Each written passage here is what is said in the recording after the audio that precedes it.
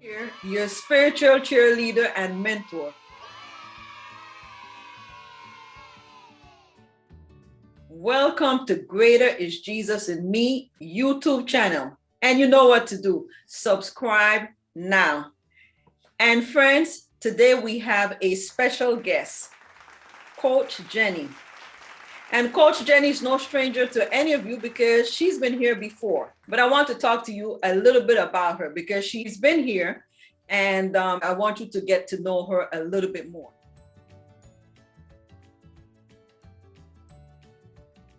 So Coach Jenny Grace has been a life coach for 15 years, helping women identify their niches and clarify their calling by embracing the role they were meant to play.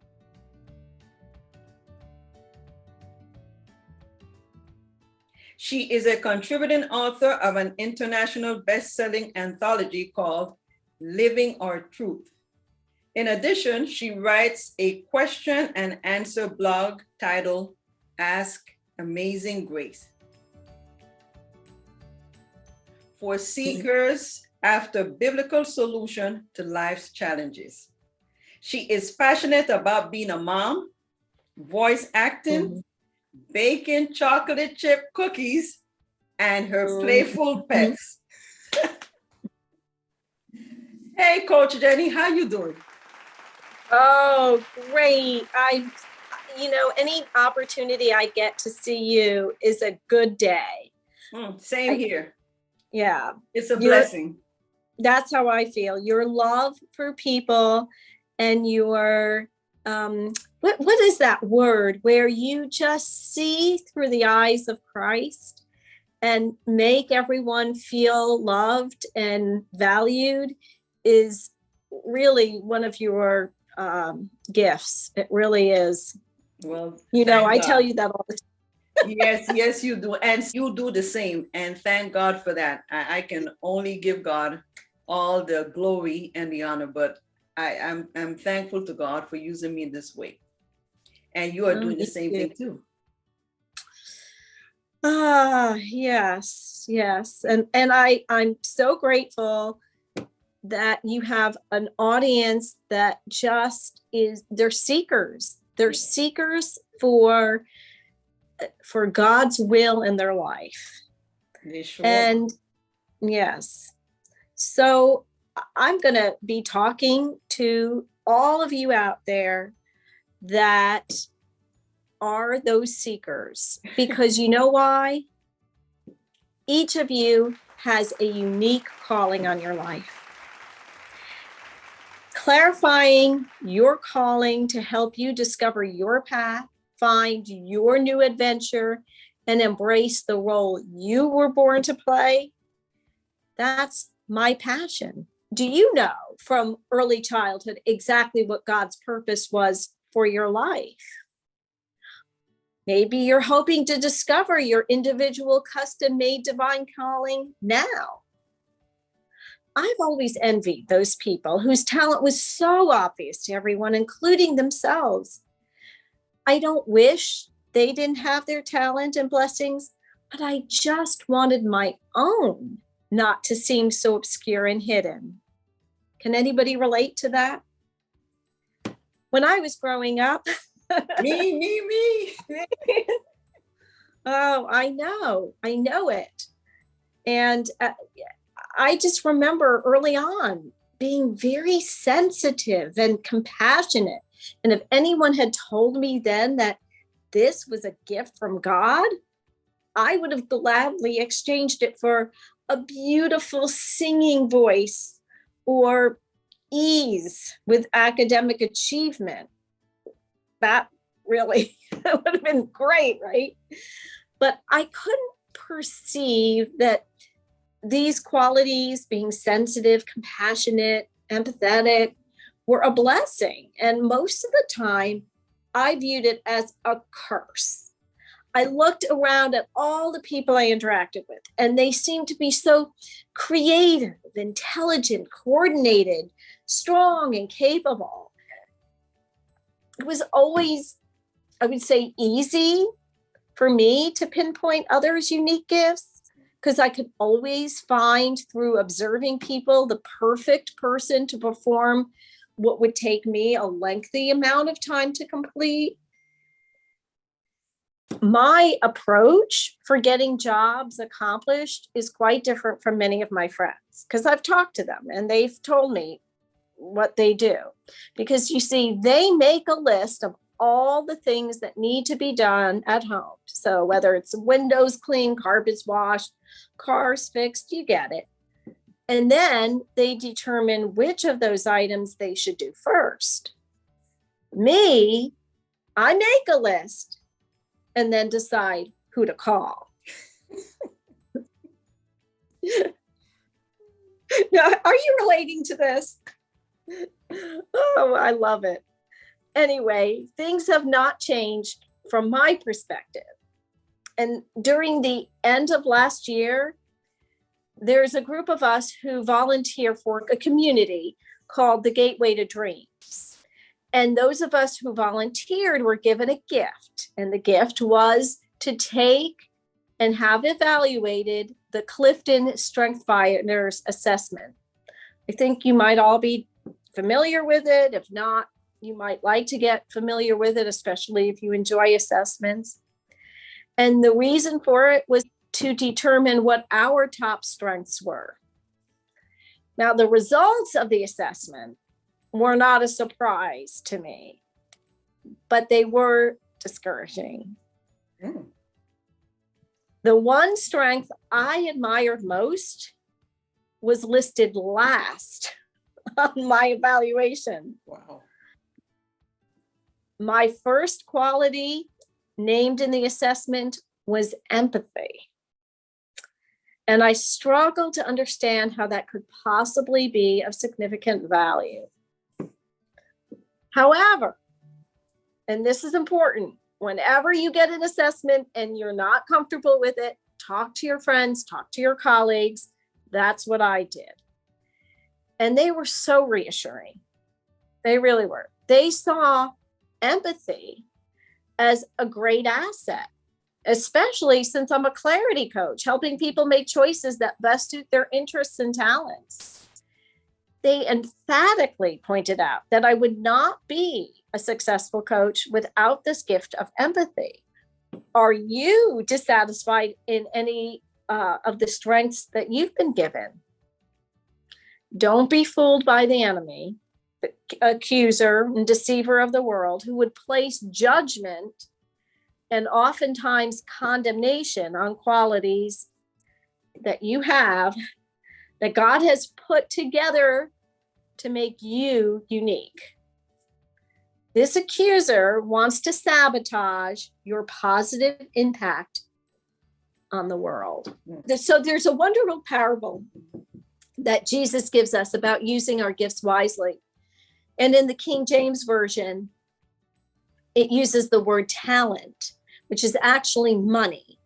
But I think the word talent is appropriate because the principle or moral has the same conclusion, which you will see after I tell you the parable. Now, if you're not familiar with it, you can go to the Bible. It's in not the Jewish scripture, but in the New Testament, and you can find it in the book of Matthew. When I'm a biblical storyteller as well. So Deb probably knows that, but Yes, yes, I love do. biblical storytelling. So when I'm writing it, I happen to use a combination of translations. So it's not going to be like a word for word presentation. But this is the parable. For the kingdom of heaven is as a man traveling into a far country, who called his own servants and delegated responsibilities to them. And unto one he gave 5 talents, to another 2, and to another 1, to every man according to his several abilities, and straightway took his journey.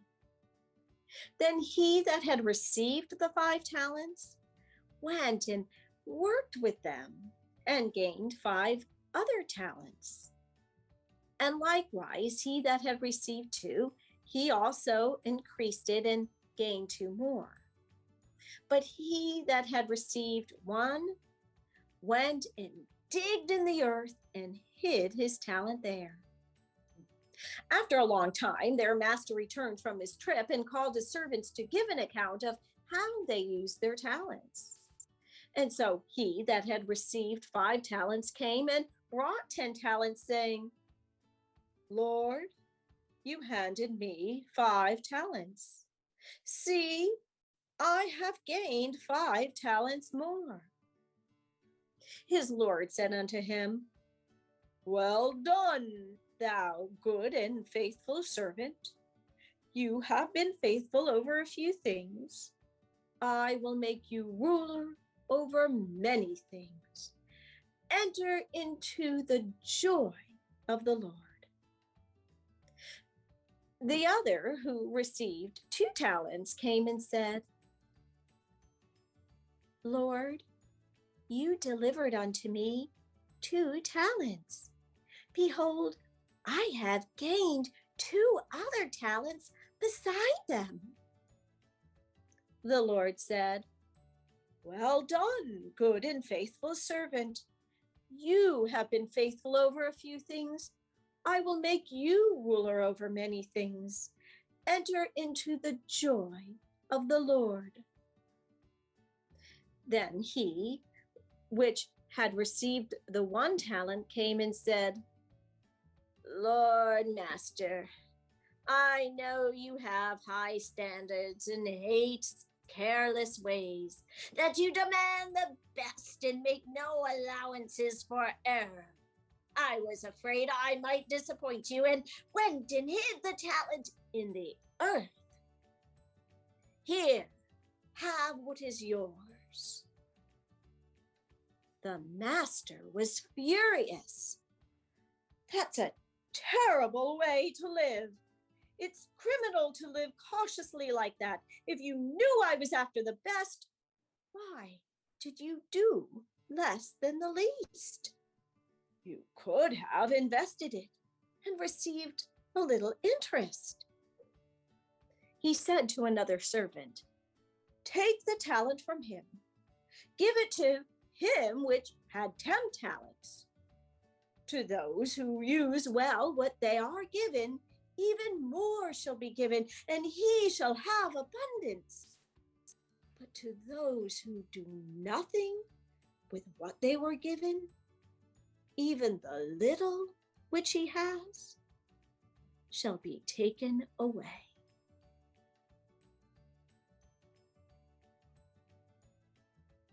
Now that's the end of the parable. So, I love it. Beautiful. Oh, you are I've read that parable, but you really brought it to life. Oh, thank you. Thank you. You brought it to life. I love it. We'll have to do more. Yes. Okay. So, what do your talents have to do with God? Everything. God gave you talents which he wants you to use and bless others with. We are all audience members for each other. We can receive from others, applaud them with our words, applaud them with our hugs and appreciation. Are there talents you are secretly hiding? If so, what's causing you to bury them? Is it fear? Fear of failure, fear of success? Maybe you feel incapable or not well equipped to be fruitful with your talents. The answer to all of these concerns is knowing that, as Jesus said, none of us can of ourselves do anything. It is God that works in us and through us. We are not the source of capabilities. We simply reflect them. I love the hymn that starts with, take my life and let it be consecrated, Lord, to thee. I personalize it by praying, take my life, my voice, my empathy, my coaching, and let it be dedicated to a higher purpose. So now you're going to be praying right now with me about you. How would you take this and put it in the sentence? So you're going to fill in the blank. Take my, what are your skills and talents? And let them be dedicated to a higher purpose. I developed a process to guide you to become more aware and confident in the role you were born to play. I'll be sharing just a brief part of it today, just to give you an outline. The first part, or the first step, or the first thing I'll do is talk about really what does it mean to clarify your calling, because the completion of a journey is contingent on going in the right direction. If you go 90 miles an hour in the wrong direction, you'll never reach your goal. So this first step in gaining clarity for your next niche in life is to understand the acronym CALLED, called. And we'll go over exactly what that means later. The second step is, what does God have to do with it? We talked a little bit about that. We want to make sure that God is at the forefront of the process. We want to discover where God comes in and what part he plays in your life, your newfound profession or ministry, nonprofit, right? Unless the Lord builds the house, all labor is in vain. The third step is helping you to let loose and really dream big. I'm part of a Joy of Goals group, and we're actually going to be presenting to corporations that are Christ-based or churches or any organization, Joy of Goals, Christ-based pathway. I'm not sure that that's the right title, because I think they're in the midst of it. But I was writing this out in conjunction with my friend Karen Hoffman. And so when we do Joy of Goals, we write down, she said, we're going to write 100 goals. They can be short goals, big goals, small goals, goals that you probably won't get to, but just write them down. Write down all the dreams and visions you received from God. And this can be so exciting. Fourth, identify your characteristics and embrace the role you were born to play. This is where you get to discover your niches and your passions and what is your role in this vision that God has given you. Fifth, in what way does this new role affect you spiritually, financially, professionally, relationally, civically, like within the community or globally? Six, when I work with people, we create and write down your vision and mission statements, and they are two different things. Seventh, we explore your SWOT analysis. And for those who are not aware of the meaning of this acronym, SWOT, S stands for strengths, W for weaknesses, O for opportunities, and T for threats. 8, we create steps for spiritual, smarter goals. 9, your transformation. And 10, building your support system. So that's my process when I'm helping people clarify their calling. Of course, there's so much more that goes into it, but I can't give it all to you right now. So as I said, I would tell you what the acronym CALLED, I'll be more specific, I'll define it more. So the C, so-called, The C stands for clarity. You have many ideas about what you could do, should do, or would do. And some of it is based on your interests, which is great. Other people's wishes for your life, or the media's definition of what jobs make you a success. It's really, what does God have planned for you? But listening to what you say about yourself can bring clarity.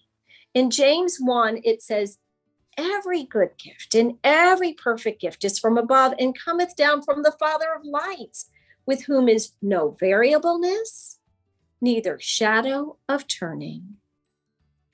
So it's principled, right? There's no shadow of turning. There's no variableness. It's the same. It's like, what do they say? Christ Jesus, the same yesterday, the same today, same tomorrow. There's no variableness.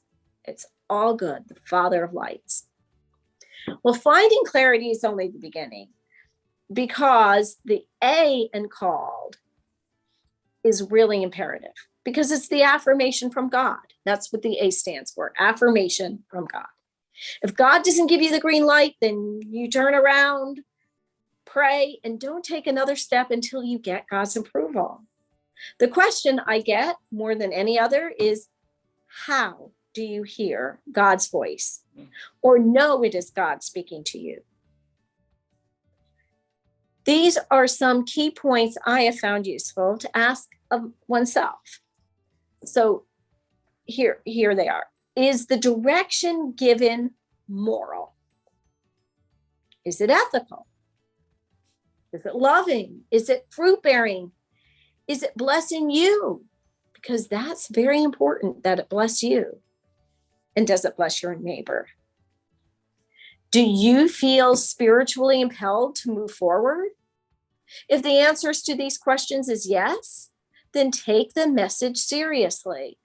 I often simply practice listening and then being obedient, and it can be with really simple things. You can start with something small or something seemingly insignificant, even though God does want to be part of your whole life experience and really doesn't think anything is too minute to get expert advice. So I might start, what should I wear?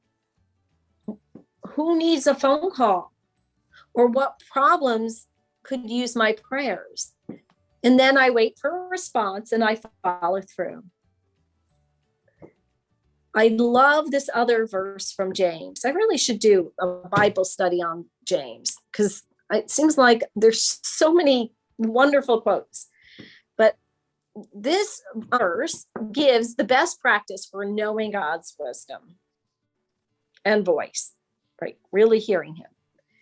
The wisdom from above is always pure, filled with peace, considerate, and teachable. It is filled with love and never displays prejudice or hypocrisy in any form, and it always bears the beautiful harvest of righteousness. Don't you just love that? I know I do. The first time I heard it, I just thought, oh, I have to write that down, because it's the wisdom that's from above. And how do you know? And I was like, oh, because it's pure, filled with peace, considerate. I mean, all the things, and there's different translations. And so I don't remember exactly which translation I heard it in, but I love them all. So, and it bears the beautiful harvest of righteousness. I mean, I could go on.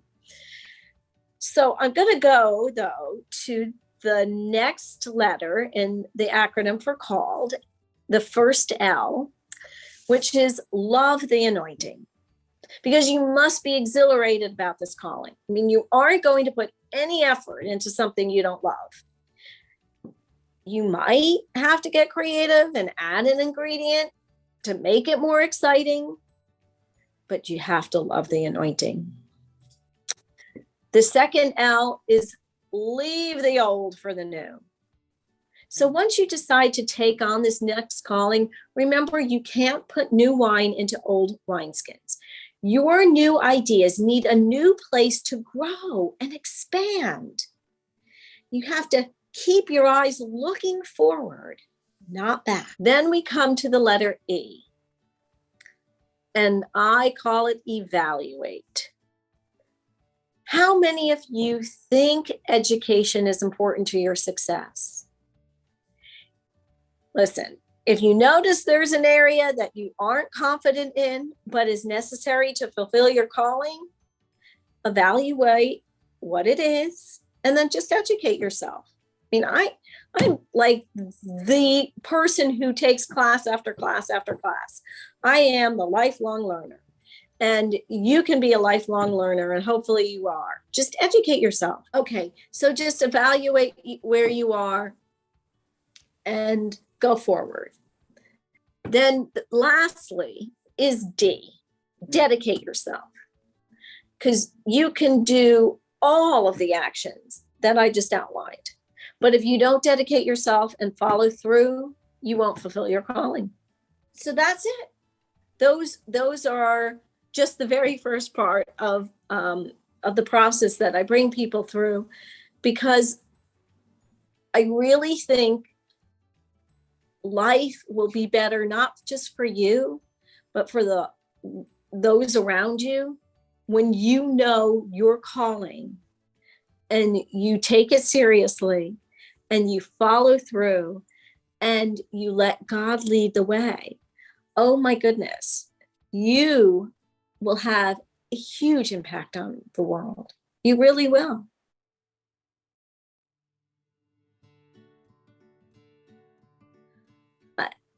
I know I've been blessed by Deb's calling on her life and what she does for people and what she does for herself, for her family, for the global community. And the great thing about technology today is that 50 years from now, people could be watching this. Mm-hmm. Not just ours, but all her interviews. Mm-hmm. So I'm just going to thank you for your time, and Deb for her time, for giving me this opportunity to share with you some elements of clarifying your calling and embracing the role you were born to play. If you would like coaching, or you have a question, or you just want to communicate with me, be on my mailing list. My email address is so simple. Well, I have several, but I'm going to give you the easiest one to remember. AskAmazingGrace@gmail.com.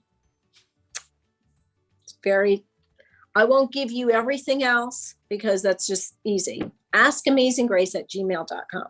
But if for some reason you do forget that, you can ask Deb. She's a phenomenal individual, hostess. I feel very blessed to know her. So thank you. Well, Jenny, thank you. And just for our audience, everything that Jenny just said about trying to reach her or contact information, I'm going to put all of that in the comments.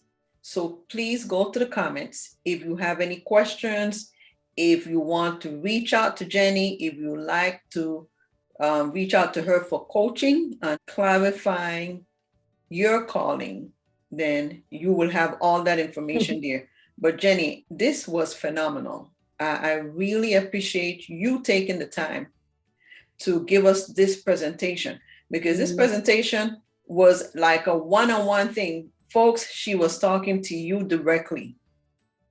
And sometimes people are confused. I've heard a lot of people say, oh, I don't know what my calling is, this, that, the other. But you have given them at least some steps to start thinking about, for them to, number one, identify their calling, and then hopefully carrying it out. Because sometimes you even know your calling, but you're not carrying it through. You're not fulfilling it, which is also an important part of it.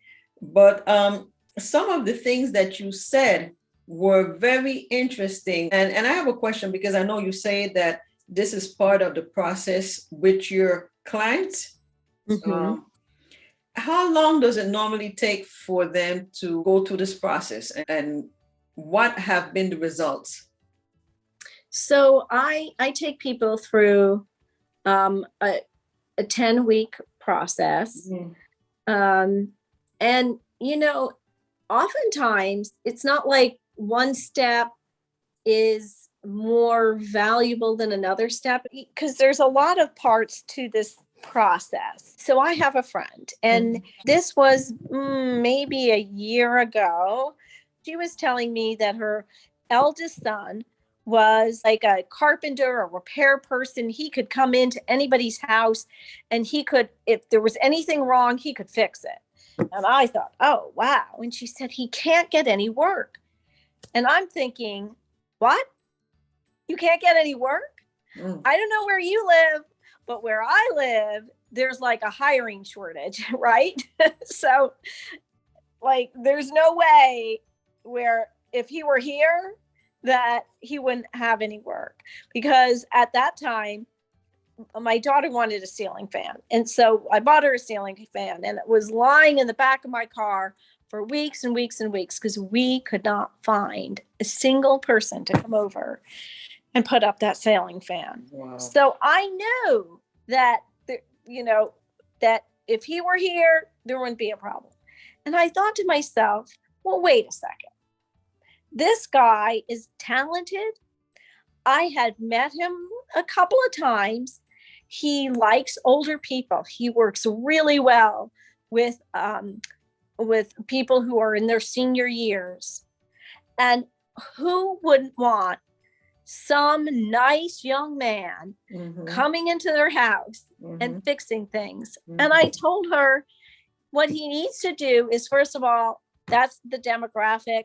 Not all those people are great with the computer. Some of them are, some of them aren't. I work a lot with my mom's friends, and they're all like, can you do this for me? Can you do that for me? And I'm not techie, but I know more than they do, right? So I said, why don't you just have your son come up with a business, call it Hire a Grandson, and do something, with carpentry, put that into it, and put notices up around your area in the stores that allow you to put something up, a flyer up on a bulletin board, because he could get work. Hire a grandson. Who wouldn't want that? Come in, get my stuff done.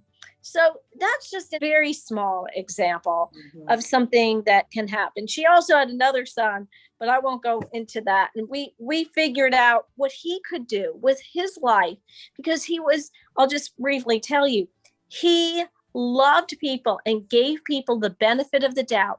And he was such a peacemaker. And I thought, peacemaker, mediator, everybody needs a mediator, right? There's great professions that don't require a law degree where you could be a mediator. I mean, some require a law degree, but not every area. So why not do that? I mean, it's really just listening, isn't it? Yes. Just listening for what people are interested in and what they're good at, and putting the puzzle together. But what I was going to say, sometimes people, when they hear the word calling, they just think it has to do with spiritual stuff. And they don't realize it could be a talent, like what you're saying, some things that you do very well. And these are things that can help you earn a living. But not only that, even these things, when you do them, you honor God and you glorify God with whatever you're doing. Exactly. It doesn't matter what you're doing, right? Yes. Remember tell me if you know where this is from, because I can't remember exactly where in the Bible, but I'd rather be a doorkeeper in the house of the Lord than to dwell in the tents of wickedness. So isn't that so just sweet and meek? And I just would rather do that and glorify God. And it doesn't have to be grandiose. In our society, so much seems to be about being a celebrity. And we don't have to be a celebrity. We're all a celebrity. That's one of the things that I say on this channel. We are all God's celebrities. Yes. Oh, I love that. Yeah. Oh. So, there's no need to be something you're not. Just be ye. I remember one of my Christian mentors said, move the comma in the sentence, be ye therefore perfect. Just say, be ye. Yes. Therefore perfect. Yes. Right? The image and likeness. Be you. Be you. Be you. Yeah. Be who you are. Be the best version of you. Let's be the best version of you. Be you and do you. That's what I always say. Be you and do you. But first you have to know who you are, and you have to know your calling. And once you know your calling, then you can follow through with your calling. Exactly. Exactly. I think wasn't it Oscar Wilde? I think it was Oscar Wilde who said something about be yourself. Every other role is already taken, So, something like that. Oh boy. But I want our audience to know that while you were doing your presentation, I was taking notes. And I hope that they were also taking notes. And what I want to tell them is that the recording is there and you can watch it again and make sure you have pen or pencil and a paper and write down what Jenny's saying. You want to take some notes because you really gave some very good advice, tips, suggestions of how to clarify your calling. So that's why it's important. I'm telling folks, watch the recording over and over again and take your notes. And not only take the notes, but also apply what Jenny's saying and see how it works for you. I was taking notes of when you were explaining what each one of the letters in call means. So folks, again, write these things down. And this presentation is free. That's the best part of it. It is free. And this can help you if you've been wondering about your calling and you're not sure and you don't know. Just follow through with these steps that Jenny gave you and see how it will work for you, because God is going to be all over it. God is going to be also part of it when you are following through with each one of these steps. I'm going to watch this recording again. And make sure I have all the notes, because I was jotting down a few things, but I want to make sure that I write down everything that you were saying. And even though I'm clear about my callings, but you, as you say, you always keep learning. What did you say? Be a lifelong learner? Yes, absolutely. Yes. So do you have any last words for our audience? Embrace who you are. I think that's it. In theater, we always said no role is too small. There are no small roles. We always said that was it. There are no small roles, only small people. And what they meant by that is that every role was significant. And so don't make yourself small, right? Don't be small in your thought about your role, because your role is important. Yes. And it blesses people in numerous ways. And just keep listening, get coaches to help, mentors, and also not just listen about this, but listen to all of Deb's podcasts. Oh, thank you. Yeah. Always has wonderful people. She carefully selects people, and she does it not for her. She does it for you. I'm happy you said that, because God tells me who to reach out to, and he gives me the topics. And as I said before, we talk about a lot of things because God is interested in every area of our lives. And we are, even as Christians, we have interests. We have the same interests like everybody else. And so that's why we're going to talk about everything, but we always have a positive spin. The positive spin is to encourage someone, inspire someone, empower someone, like what you're doing today, empowering people to know what is their calling and wanting to know what is their calling, and not only knowing it but following through with it. And when you follow through with your calling, it's not for you, it's for someone else. You're always blessing someone else. That's the beauty of it. That's always the beauty of it. Yes. Yes. So I'm right with you on this. That's why we get along so well, because we both have that same feeling about the world and yes, how to bless it, right? yes we do, yes we do. So Coach Jenny, thank you again.